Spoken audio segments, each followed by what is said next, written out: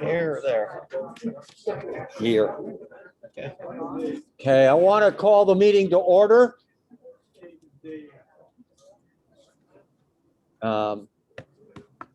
I first just want to thank those members who have, because of the number of guests that we've had for the scholarships, I wanted to thank those members who are willing to have their meals given to those families. So please give those folks who sacrifice their meals a round of applause. Thank you. So I would like to welcome everyone to the 41st meeting of the 46th year of the Rotary Club of Dublin and Worthington. Welcome. There are a number of guests that we have today regarding our scholarship, and also in terms of the, we have a district person, Rotarian, and we'll introduce all of our guests here in a moment. But first, I'd like Pete, where are you? To come forward and do the invocation. We've got. Let us pray. On this beautiful late spring day, let us thank our Creator for the blessings bestowed upon us. Let us in the USA never forget the annual Flag Day, June 14th, 2 days ago. And this pain, suffering, battles, skirmishes, and wars that our USA experienced and our flag and our freedom. Lord, please look over all our members of Rotary, and those scholarship members of Rotary. Keep them safe and healthy. Bless the food served here today and its preparers. Amen.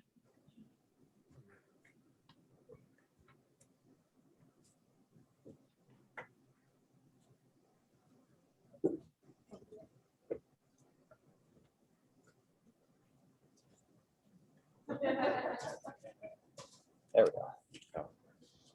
I pledge allegiance To the flag of the United States of America and to the republic for which it stands, one nation, under God, indivisible, with liberty and justice for all.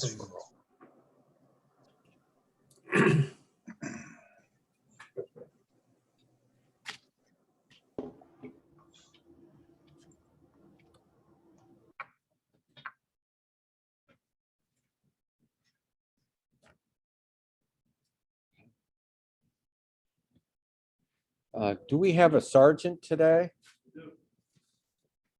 Okay. Good. Is there a pot?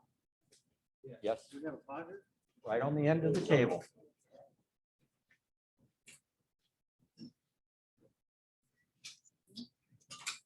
Thank you. Any volunteers to carry the pot? Oh, no. You put you're stuck, Alan. Come on, get the pot. Do I get to put my money in? You absolutely. I look forward to the time when we're all together again, and I can go back to verbally abusing my fellow Rotarians. In the meantime, I was told just to collect happy dollars, and I'll start with two. One, that we're close to getting back to normal. Two, I had the privilege last week of spending time with 7 fellow Worthington High School graduates playing golf in Northern Michigan. Though we're all getting older, we proved once again immaturity can last forever. Happy dollars. Oh, I've got 20 of them. Holy smokes. If I may, I'm holding a crisp $20 bill, and I put notes in my phone so I wouldn't forget what they're all about. See, so I want you to know I'm up on technology. Today is my 83rd birthday, and at a dime a year, Happy birthday. $8.30. The second thing is that our house is listed today after 35 years of wonderful, happy times. So that's $350 more. came across a note from my grandmother to me one time on my birthday saying it was a stormy, weathery morning when you were born. And so I'm glad we have a great day here. And then those things add up to $11.80. And then Rotary member for 39 years. So I'm adding a dime a year for that. And the rest is for the fines that I missed, for a total of 20. Thank you. Happy dollars. There should be many. It's a great day. It's my day. Come on, smile. Nobody wants to contribute further to his birthday? Yeah, I have a happy dollar. Darnell. I have a happy dollar for our guests here that we have our 3 Dublin Scholarship awardees here. And they will be presenting, later on today. So I was glad that they could come as members of this family. And they don't have to put a dollar. Oh, yeah, I did. Katie. I'll have to get Jennifer to bill me. But my happy dollars are going to Wyoming and back with my family and my in-laws, and I survived. So here I am. Congratulations. But I gotta tell you, that's like one of my buddies last week who couldn't pay his golf bets because he had no cash on him. Sorry, Next. I will. I get it. So was Katie putting in a dollar? Is that right? Well, okay, I got She- my happy she's dollar. deferred. She's putting in $2 because it's over and back. There you go. $5. Oh, it's fine. I'll put in $5 because I don't have the money on me, and I will get Jennifer to bill me. That's a lot of interest. Jerry. I'm putting in $1 for Alan because I'm taking some of that money for the foundation. After all, 10 cents a year for your birthday goes to the foundation. So I'm happy about that. Fantastic. Others. I'll throw in $1 because I'm so happy that Heather and I are actually on the channel when it comes to a demo with our dogs. So watch the event page. Fantastic. Yes, sir. I am happy that our twin club in Mongolia is getting ahead of the curve. They got beat up by COVID a little bit late. Again, we're hoping they're coming in October. Some of us sat in on a twin club meeting with them the other day. We're going to have them start to sit in through Zoom on some of our meetings. And just another reminder, if you missed it in the newsletter, for any of your kids or grandkids, or any folks from the schools, we're going to have our second Zoom call on Sunday at 9:30 in the morning. I know it's Father's Day, with all these splendid English-speaking young people from Mongolia that want to meet our kids. Anybody that's interested, I think Christy and I are working on getting something out to the membership. And please, anybody, don't hesitate to ping me, and I'm happy to send you the link. Fantastic. Before I continue, Mike Moulton, a few seconds ago, it looked like you fell asleep. So next time you're in here, that's $5 because we're not that boring. Yes, sir. Just the sergeant. $1 for being, happy to be in the presence of an organization that puts God, our country, and our youth first. Thank you. Most appreciated. Anybody else? Yes, I'm of course happy. I am rounding the last day. And got 2 weeks. I count the days. But I am very happy that I will be handing over the reins to an extremely capable president for next year. So here's $5. And thank you for doing this in a very unusual year, by all means. We're more happy than you are. I'm glad so. Any others? Well, you know, Ken, there was a fellow who got the bad news that he only had a few months to live. And when his doctor told him that, he was very distressed. And he said, what am I going to do? And the doctor says, well, I can tell you one thing. If you become your Rotary Club president, it'll seem like a lot longer. Any other happy bucks? I see a lot of past presidents. There you go. If there are no more, thanks for being here. Let's get on with the show. What's up? Okay, now is a time of announcements. if you have an announcement, please come forward. I do want to say that we were recognizing the Dublin students today. We will recognize our Worthington Scholarship recipient and have a full presentation at a later date. Hi, everybody. Glad to see you. Oops. Oops. Hello, everybody. Hey, it's that time of year and unfortunately with us not being available to do it, it's our Kid Cancer campaign. Everybody in our club that's been here for over 2 years understands our Kid Cancer campaign, where the money raised goes to the James Cancer Research Center for cancer research. Our goal this year is $5,000 district-wide, and I haven't got my final counts yet, but we are short because I wanted us to reach our $225,000 mark this year.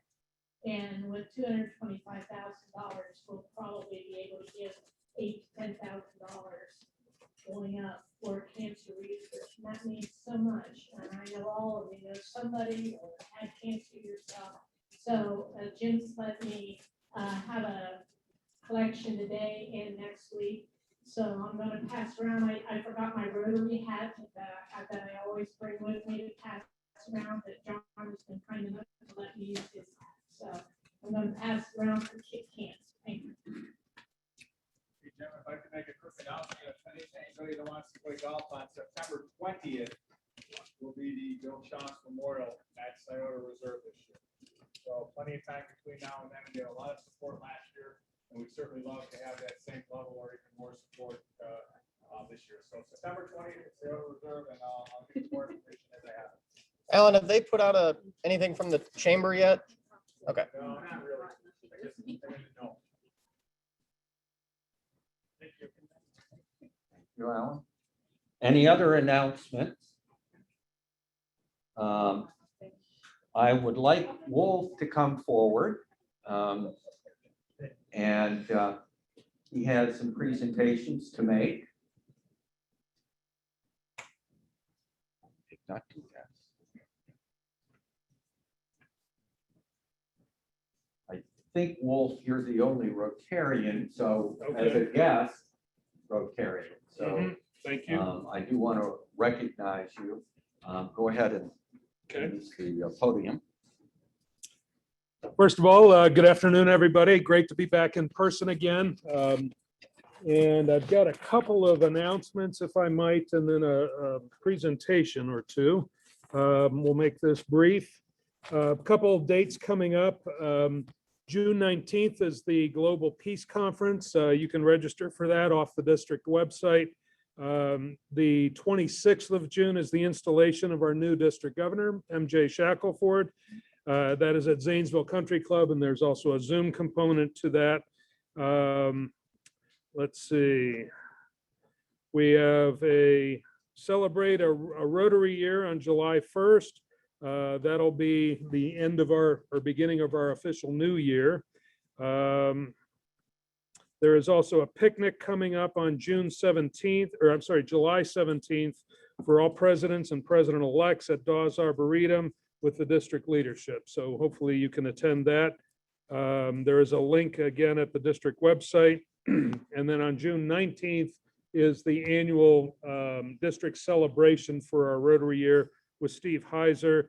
And that is to be determined at a location, but I think that's going to be a picnic type affair. Finally, we have one other event coming up of note, and that is going to be on September 11th.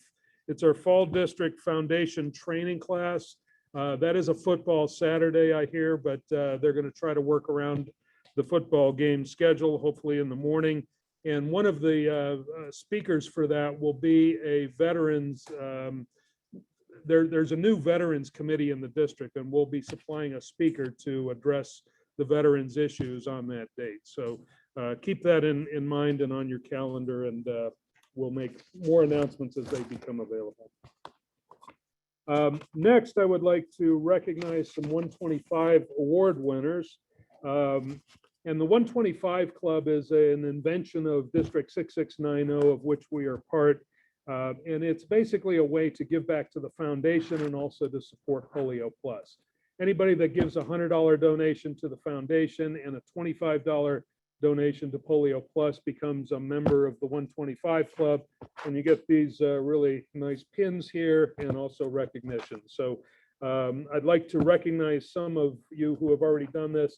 I realize that your club tends to do this late in the Rotary year, so there'll be a lot more of you joining this group, but for now, at least we have a few members that we'd like to recognize. If I could have the following people please come up. Mark Beaver, if you were in attendance. Mary Greenlee. Okay. Alan Grossman, I know you're here.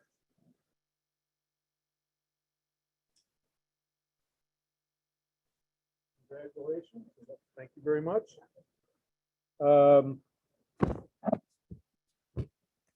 Bob Hanson.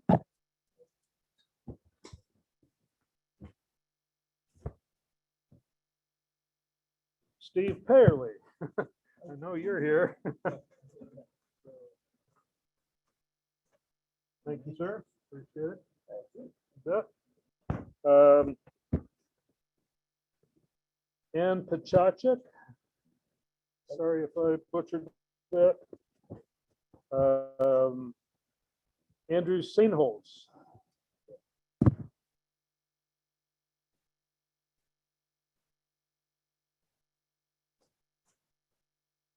Congratulations. Thank you.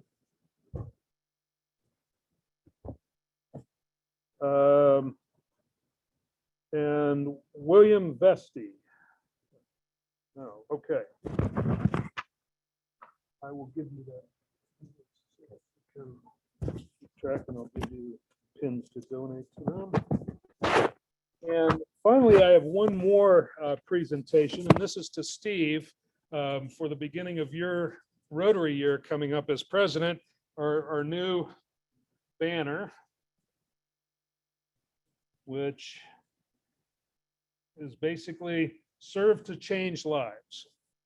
So congratulations, you'll be using that July 1st.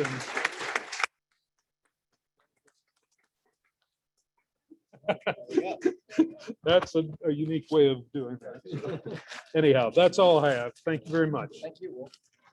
Thank you.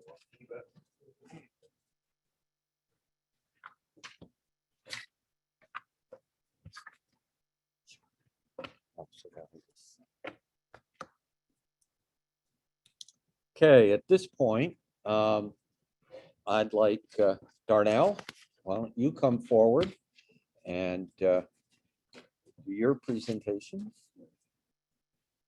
Hey, President, can I get you to hand the checks to them? Sure. Please. And actually, it's not. No. We're going to take pictures afterwards back here. Okay. All right.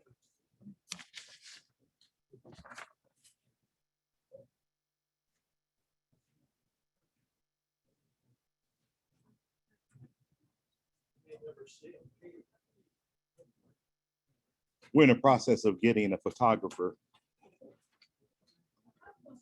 Okay, all right.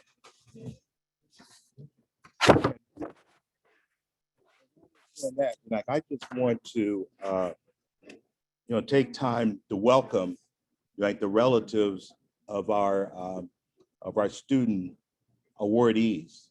And I'll try to read their names without butchering them. But for Olivia Hayes, her father, her parents are Wesley Hayes and Kimberly. And Kimberly. And Kimberly. Yeah. Yeah. Right. And then it was Kurt. Kurt was unable to have like anyone come with him, but it's Kurt.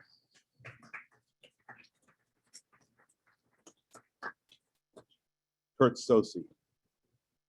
And then William's son, his sister Jessica, and mother, is that right? And it's Yanni. Yeah, Yanni.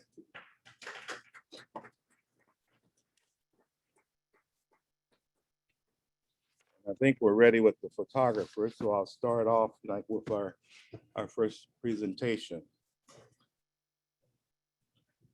Zachary Patel, the vocal music director of Dublin Jerome High School, describes our first student as a creative, inquisitive, and committed. She is someone that will always be counted on to deliver whenever you need her. She has been able to be heavily involved in the performing arts throughout high school without letting it affect her grades, even being on track to earn her associate degree from Southern State College. Personable, honest, friendly, she displays her talents and devotes her time to other areas. She has been a youth camp counselor, a Red Cross volunteer, and involved in multiple school activities, including student council, color guard, and junior executive committee. Zachary went on to say, I know that she comes from a military family, and she has used those role models in her life to maintain a sense of integrity and humility in everything that she does. With that, I would present Olivia. When we do it right out here in front, he's going to hand you the check. And you could come, do we have a mic for her? Can I just hand them the mic? There. Is it all right if we just stand here? Yeah. Okay. Oh, forgot the photo op. Oh, okay. So Jim, you have to move to your right more. Oh, okay. More to your right, Jim.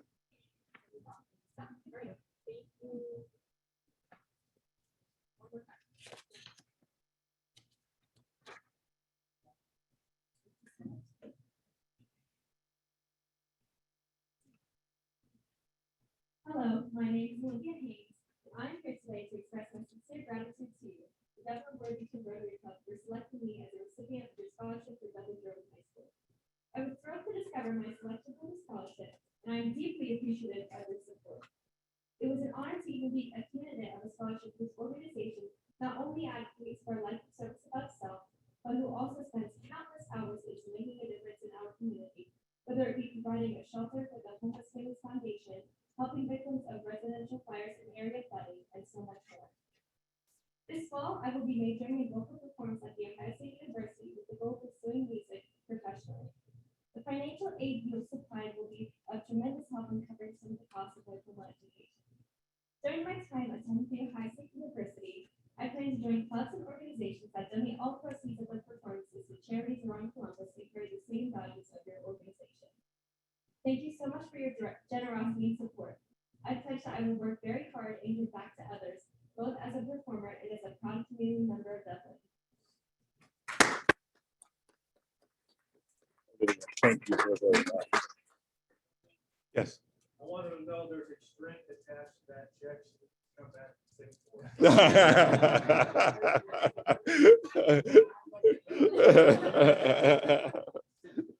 it. All right. With our next student. So Aaron Rowe, a Scioto High School guidance counselor, wrote of the next student. There is no doubt about the dedication, leadership skills, and depth of Kirk's spirit. Kirk is an extremely grounded and boundless young man who is introspective. This has led him to become an intuitive leader, both inside and outside the classroom. His relentless dedication to being the best that he can be at all he does drives his life. He is highly respected by both his peers and his teachers for all the positive attributes that he demonstrates on a daily basis in and out of school. He has been involved in many clubs, including the Business Club, the Investment Club, the Key Club, the Interact Club, the Mets Club, and the Spanish Club. He goes on to say that Kirk is a balanced young man and wise beyond his years. He is always well organized, professional, and communicates at a very high level. He is more than ready to take on the rigors and challenges of the post-high school life. Kirk. Who's that?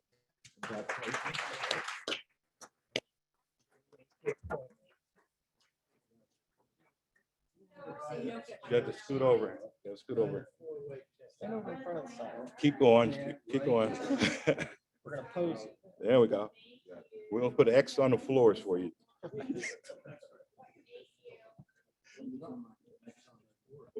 There you go. Hi, everyone. My name's Perkins. I'm a student from Dublin Scholarship. And I just want to say thank you to everybody for giving me the honor of New York City for this award. I plan on attending Ohio State University and majoring in finance through their honors program.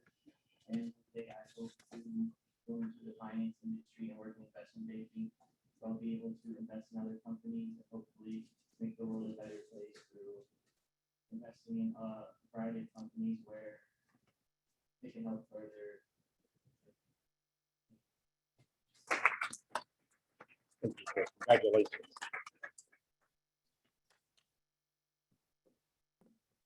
And last and also as an impressive, our last student, Courtney Wayman, a science teacher at Dublin High School, writes of him, I admire most about William is his personality and dedication. William's ability to bring positive and curious energy to our classroom is unique and greatly appreciated. William always is quick to assist fellow students in the classroom and with patience and friendly demeanor. The leadership that William shows by helping struggling students was a great asset to have in our AP biology class. Along with his willingness to help struggling students, he is very organized and a dedicated learner. William is involved in a variety of school and community activities. I have been especially impressed with William's ability to create and manage a not-for-profit Dublin tennis outreach program. William's passion and dedication creating this organization intended to excite young children to play tennis is impressive. William's ability to communicate his ideals and willingness to pursue his passion has allowed him to stand out among his peers. And there was also a second letter of recommendation in William's packages. And I just want to read you a quick little quote from that. And it came from Zoe Brown. And Zoe Brown is the director of National Junior Tennis and Learning Chapter of the United States Tennis Association. And she wrote that she first met William when he applied for a $500 diversity grant. The grant was for tennis equipment to give to children in his community. And he caught my attention, she said, with the thoroughness of his final grant report, period, to discover that not only was William still a high school student, but that the whole Dublin top organization is run solely on high school volunteers. This is such an innovative concept in the tennis world. My colleagues and I are thoroughly impressed with William's ambition, public speaking skills, and ease when interacting with adults. He started his own tennis not-for-profit and expanded it successfully, all while juggling high school. William.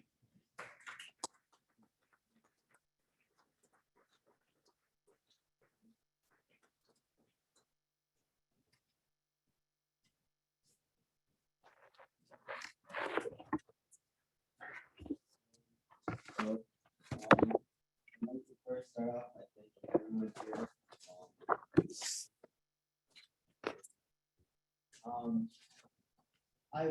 When I first applied for the scholarship, I was really looking at what the morals and what the values of the different organizations I was applying to were. And Rotary really stood out to me, which is creating lasting change. And like mentioned before, my nonprofit is exactly doing that, creating lasting change in the community, but in the sport of tennis. And this is something that I cannot forget, especially when I go to college. And kind of segueing into that is I'll be attending Johns Hopkins University, studying biomedical engineering. And in terms of my career goals with that is I want to really embody this this message of lasting change in my community, not only in my community, but around the world as well. And with biomedical engineering, I'm also very interested in entrepreneurship. At Johns Hopkins, there's multiple programs where they combine the two. And more specifically, I want to go into medical devices because of the potential that I see in its impact on the world. And so taking this and the values of the Rotary, I really hope to succeed at Hopkins.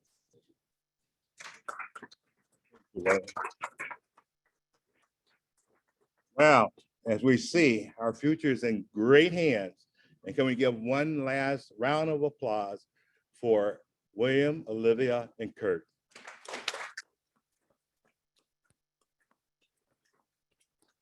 Thank you all. Thank you. And if you like, you can leave. You don't have to stay. You know, I also want to thank, you know, like the Rotarians who were involved in the interviewing process, and that's Dave Hansen, Dave Jordan, Dick Oloa, Theo Shannon, and Win Wixel. Thank you very much.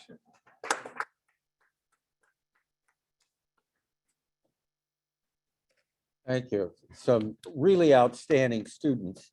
One of the things that this scholarship is different is that it's not just a matter of awarding a certain amount of money.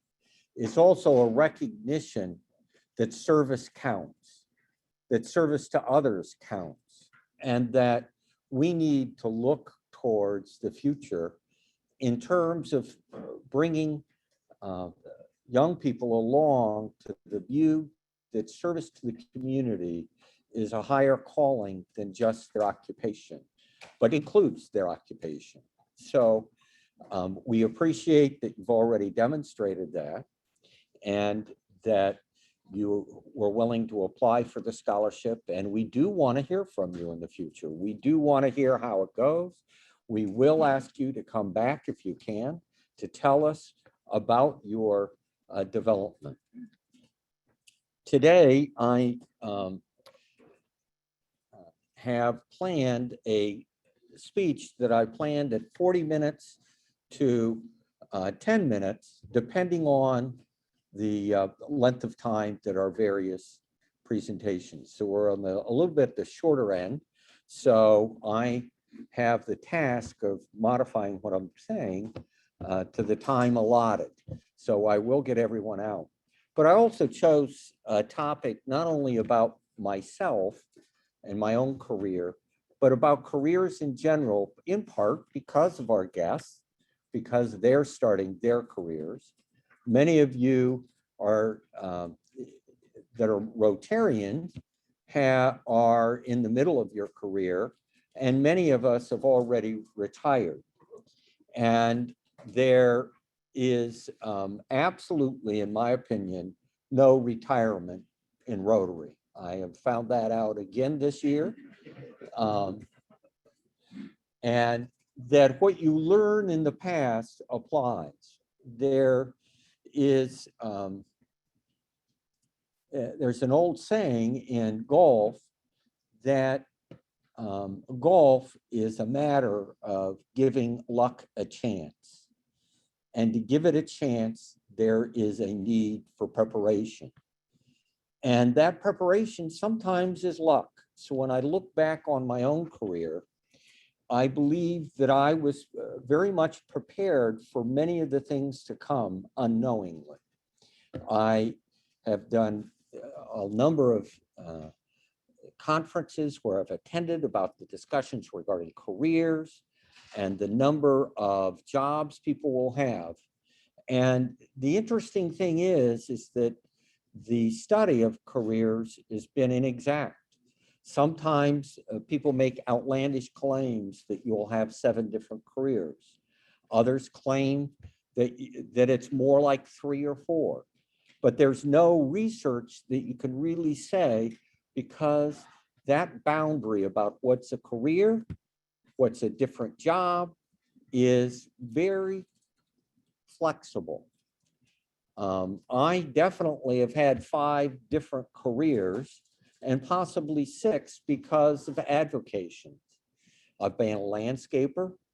I've been a restaurant manager. I've been a chemist.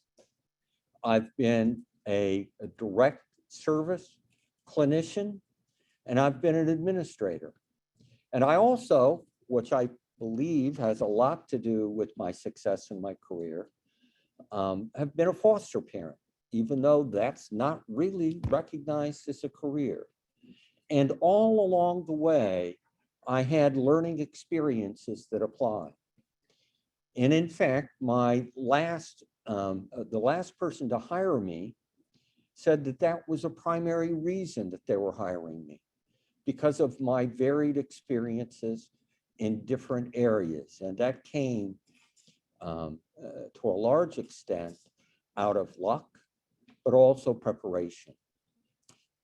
As I said, I was a landscaper. And from my father, the one thing that he said to me that was extremely impressive, and the work as a landscaper, I will tell you, is some of the most backbreaking, tedious work out there.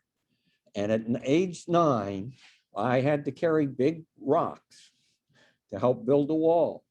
I had to dig holes. And I helped the family business, which he was a landscaper. But he said one thing that was extremely important to me. He said, because of his own growing up and his own experience, I don't care what you decide to become. Just be the best at whatever you choose that you can be. And that was a message that I've lived with all my life. And I knew he lived that message. He was the chief landscaper for the state of Ohio. And when I went through his things at the end, there were no less than 5 department heads that over the years had written letters to the governor praising him for all he had done. So I had a big legacy to live up to. My first job as a restaurant, in the restaurant industry, was actually probably every job you find in a restaurant. I went from dishwasher to waiter, to short order cook, to steam table cook, to eventually a manager by age 17 of a family restaurant in Westerville.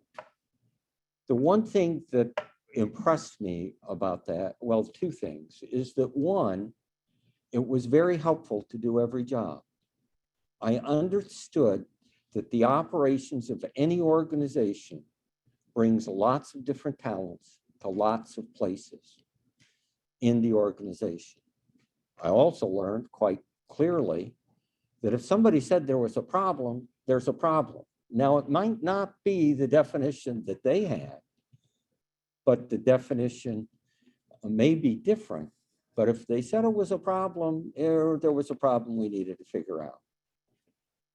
And the final thing was that restaurants, as I've said to some people in this room, work on a very thin margin.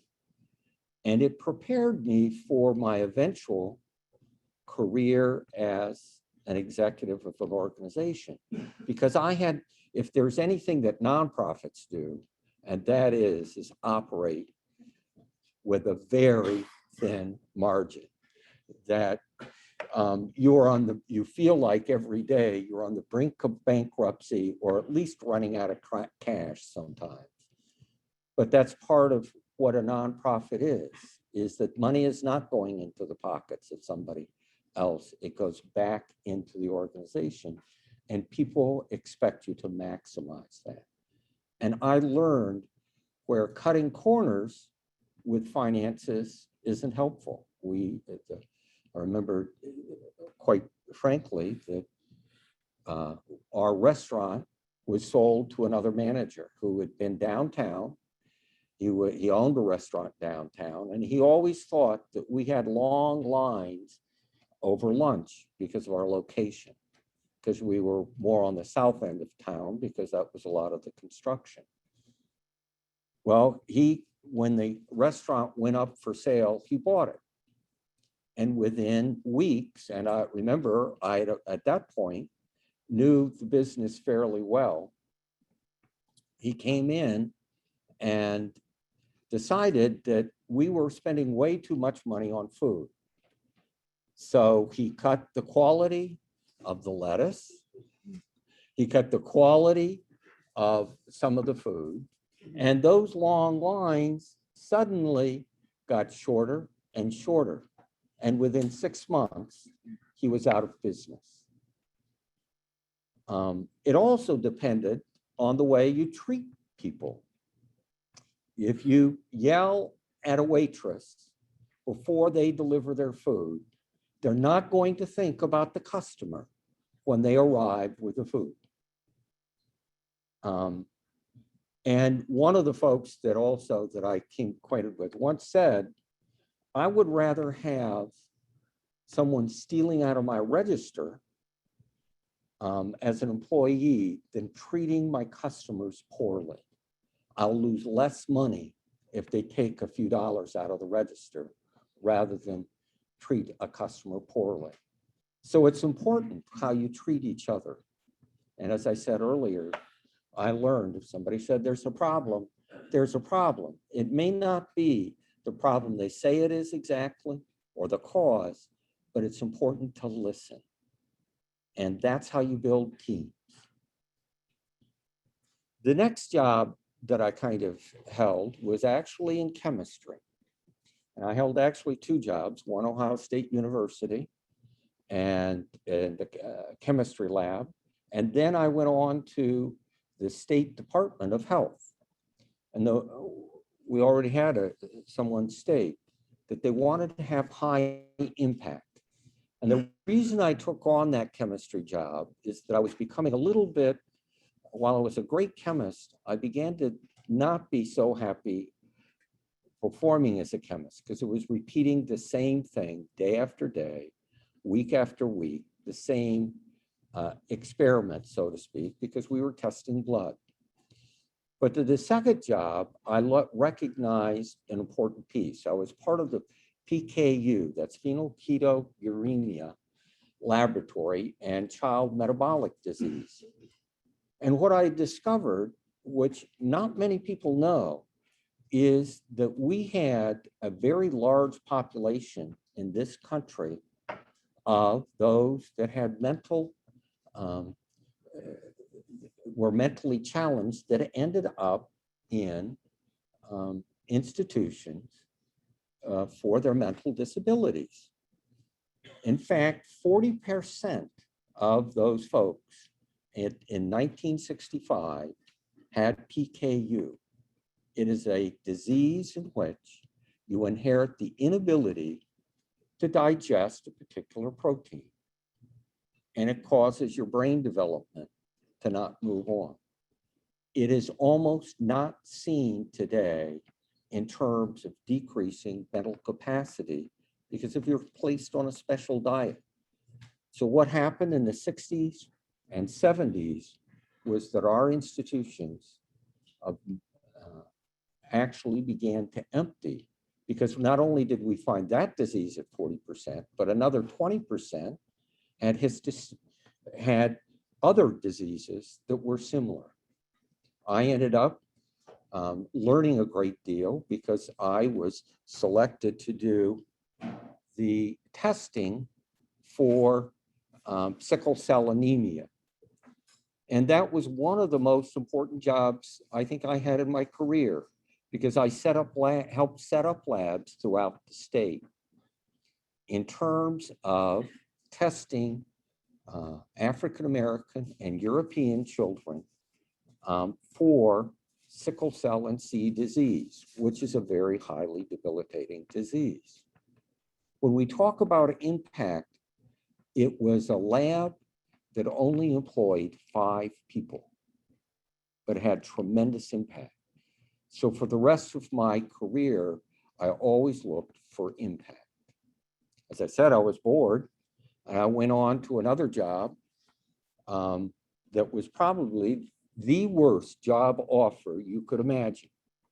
I got $100 a month, room and board, to work every other day, 16 hours, and every other weekend.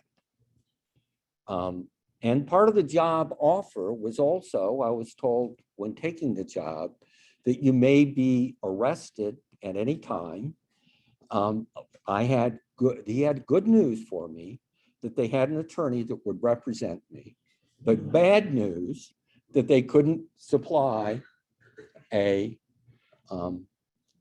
bail money for me. So I took the job.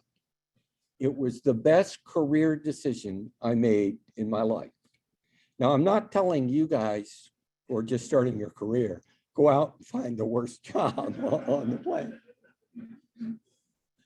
What it was Huck House, and it was in the first year of Huckleberry House. And why it was the luckiest job to have was that Huck House had not even opened its doors when I started. We had to write procedures, policies, and operations from the first day. And we had to do it expecting and looking forward to what might happen, not what will happen, but what might happen. And I learned from a great mentor, Doug McCord, who had figured out that the first thing he should do is go meet the police. And that's what we did. And what he feared when he gave me the job offer almost happened. One night, the whole place lit up. It was surrounded by police officers, and they came through the front and back door at the same time. There were 8 police officers that entered the building. Well, Doug had made a plan that he talked to the chief of security for the Columbus area, both police officers and fire, and he gave us his home phone number to call him if that ever happened. And I did. I was not arrested, thank God. And they left immediately. Now the police officers, when I called him up, he thought I must have been a hippie, because this was back in that was high on drugs, because I said, Chief Officer Chupka, I'm getting on the phone, just a minute. And he looked at me like, you've got to be high. You've just got to be on drugs. You're talking to the highest person that guy probably only met him once when he handed him his first badge. And then I handed the phone to him, and that officer turned absolutely white when Chief Chupka told him he needed to get out of the building immediately. That was preparation. That was thinking ahead, what could happen and planning for it. I then moved on to other jobs in social service. I actually was the director of the Worthington Community Counseling Service. I was the first director. And again, I did a strange thing. I resigned as the director and then got rehired as the assistant. I actually asked for myself to be demoted so the organization could hire a full social worker. It was very successful. And I eventually ended up at a place called Boys Village. I started out as the clinical director, and in time I moved on to being the associate director and then the executive director. During my tenure there, we went from having a small residential program that treated kids, 60 of them, to, on my retirement as the executive director, having 650 kids in our care.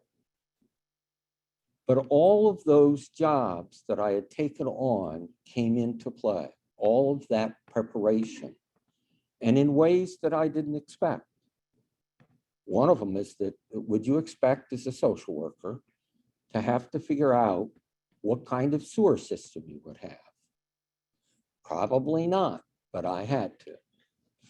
Chemistry helped a great deal, I will tell you. And my math experience that I'd had, I became known as someone who could do financial management. I learned how to add columns and do math in my head quite rapidly. It was quite helpful as we worked on budgets.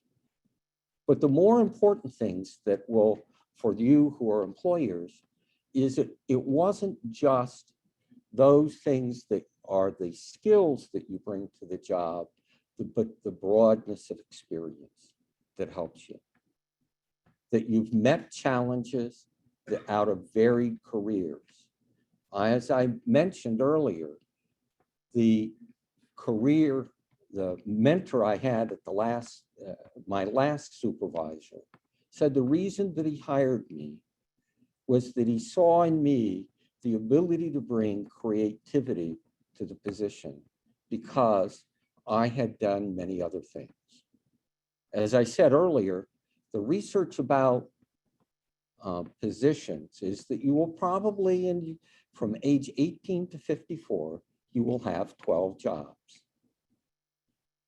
What's important for those that hire folks is look at the experience of those folks. There is no other predictor that's better to predict how well you do in a job than your past performance. And it is very helpful to see what other things people have done. Secondly, it is in fact important that you learn that basic lesson that I learned in the restaurant. It takes a team. The team sport of leadership is a team sport. So you look for balance. If you're employing people, look for people that are different, not the same as you are. Look for people that can tell you what they think at the time. Remember the problem. If you don't hear from your employees about problems that are occurring, then there probably is something wrong because problems occur. And listen carefully to what they have to say. They may not, in fact, have the right answer, but they do know the problem from firsthand, and listen carefully. The other thing that I learned is that they're in hiring folks, for those that do hire folks, is please check out the reference, not just because of the reference. Now, any hire, you could make a disastrous hire. As one person once told me, my career as a CEO, and he told me also that the CEO actually stands for career-ending opportunity, is dependent on what a 23-year-old may do in the middle of the night when facing an extreme crisis. And so part of what you do is that in many ways, check out your reference. It could be a disaster and the waiting. But also recognize that by checking out references, you find out where to begin with people as they learn to do a new job. Your prior references are going to be people that know that person. Ask them the real important questions. So that concludes what I have to say. I hope that message is helpful for both those that are already retired but still part of Rotary and those who are beginning your careers. So thank you.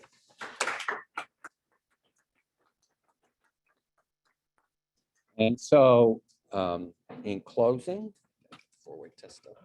You need the four-way test. Please stand. For those that are guests, we recite this every time because it's the basis for our operations and everything that we do, say, and think. So the four-way test of the things we think, say, and do. First, is it the truth? Second, is it they're all concerned? Third, will build goodwill and better friendships. And fourth, will be beneficial to all concerned. Remember, next week we have our awards program, and we also will be inducting the board and Steve into their new roles. Thank you.